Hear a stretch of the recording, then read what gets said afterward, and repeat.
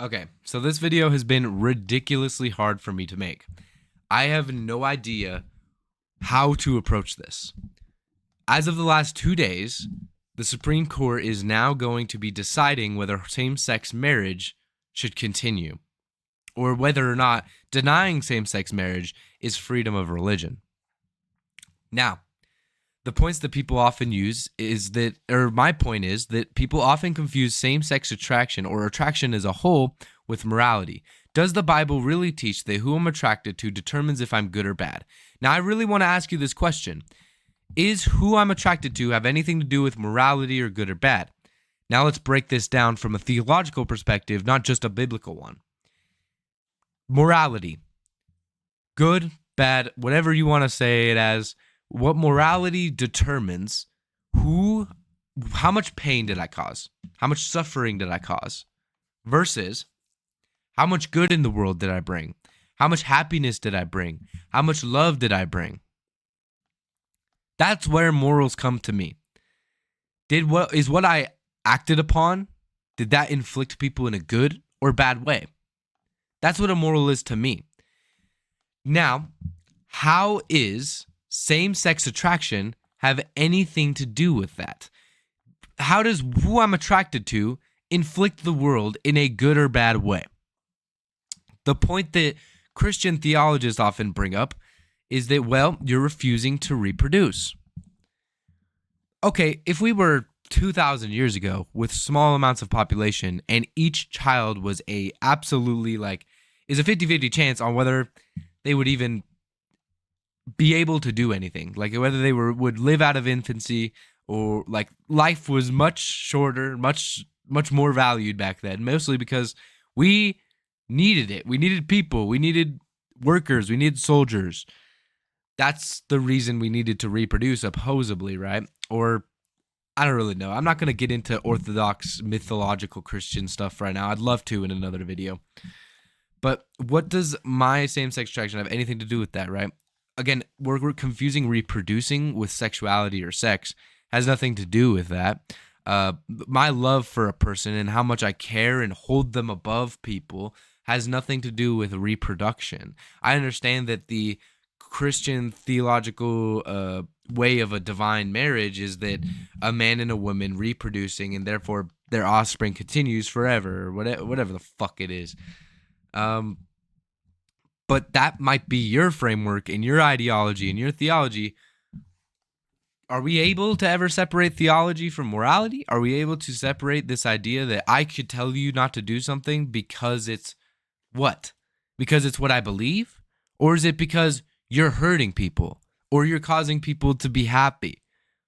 That should be where our moralities and our laws come from. How many people did I cause to suffer? How many people did I cause to feel happy and good? That is it. Sexuality towards a different sex has nothing to do with that. It's literally nothing to do with that. My love has nothing to do with morality. What is the difference between these verses that describe and simply being attracted to somebody? So, what is the difference between when God says that like love must be between a man and a woman, or Jesus, who speaks for God, or as a direct link? Is that him saying that same-sex attraction is evil or immoral? I don't know. Let's look at it from a theological perspective. Let's learn about it. Let's try to figure out the interpretation. Instead of blankly taking a statement saying, this means same-sex is bad. Bad morals. You go to hell.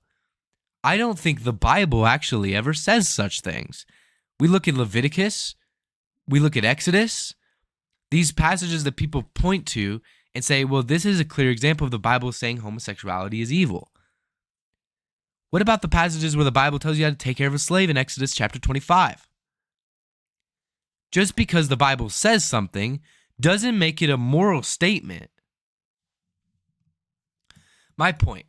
Morality equals good or bad actions, and sexuality is neutral human traits. So that means that sexuality is just a condition of being. who you want to have sex with and who you love has everything to do with your environment, who you are, and what your goal is. Nothing to do with good or bad. If a straight relationship can be good or bad, why would a same-sex attraction be treated differently and only bad? If a straight relationship can have negative effects like abuse, the cycle of manipulation, stuff like that, horrible things where we should all be able to agree that maybe that's not a good, healthy thing. If that's the case, then why is homosexuality treated as bad only? When I have seen homosexual relationships and marriages end in the fact that both parties are growing spiritually, emotionally, physically.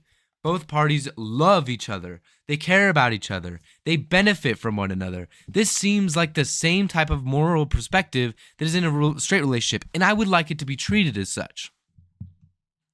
Jesus' approach. Jesus confronts harmful actions, never mere attraction. When did Jesus ever condemn attraction itself? That is a real theological question. Did Jesus ever say that attraction is a problem? Did Jesus ever say that love is a problem? Did Jesus ever say that care for another individual is a problem? No, he didn't. I'm going to answer that one for you. I don't even need for your response on that. He never said any of that. So explain to me how sexuality is still treated as morality.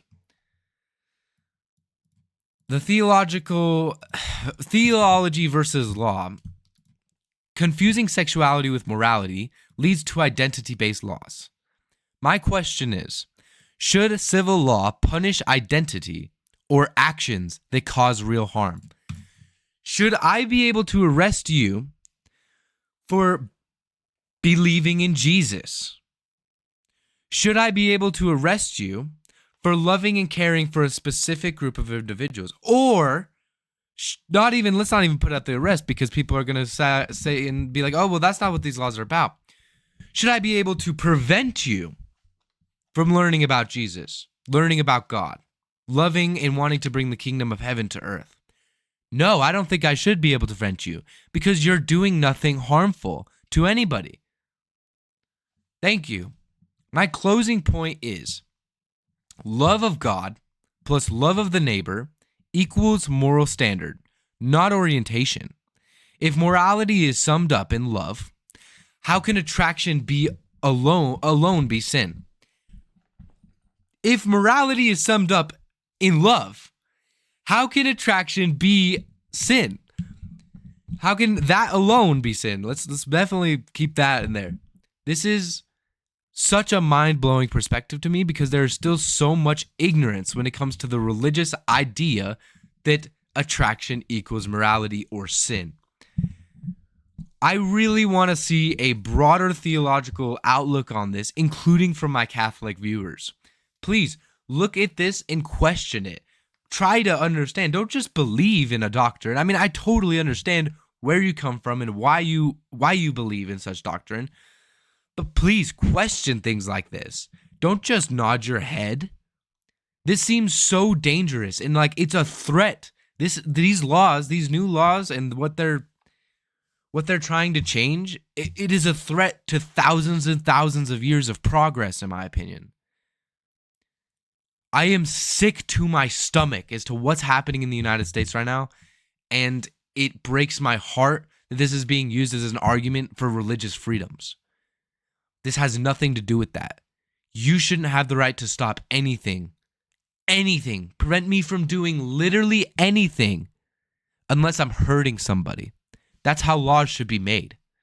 These are why I disagree with so many laws that have been made since 1970, or so many laws that have been put into place as policy that is simply, you did this, therefore you're bad. And they don't look at the problem. Who did I hurt? Who did I hurt? Who could I have hurt?